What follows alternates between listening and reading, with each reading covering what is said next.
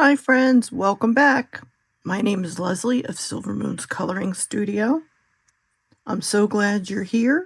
Let's dive into today's creative journey together. So today we are going to be working again in our romantic country book for the whole book challenge that Jess over at Colouring Bumblebee has done for the month of March into April. So the page that I have is this page right here. And in the last video in this book, I did the sky in the Neocolor IIs. So I will leave a link to that video up here in the cards if you have not watched that one yet. So today we are going to work on this mountain right here. So the colors I decided upon with testing are these right here. And these are going to be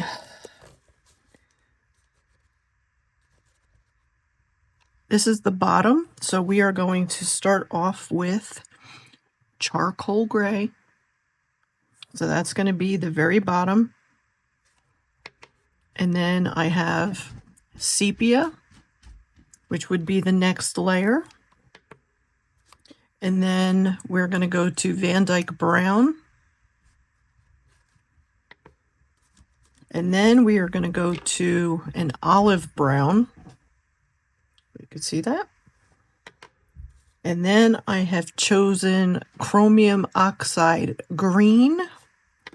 And then for the lighter areas for where the moon would be reflecting, I'm going to be using Chinese green.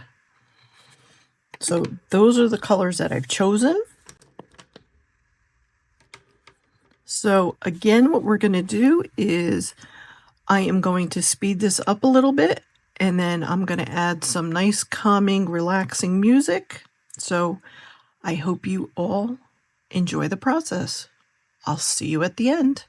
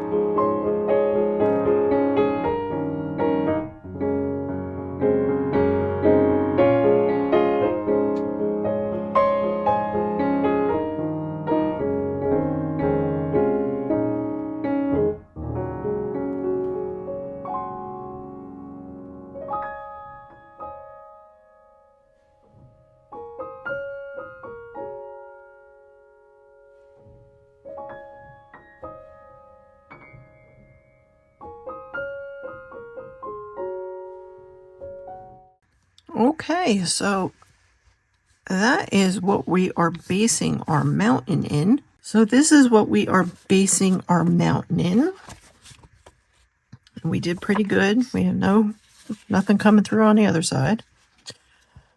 So again, what I did was I did the dark to light, and I did the light area over here where our moon is going to be.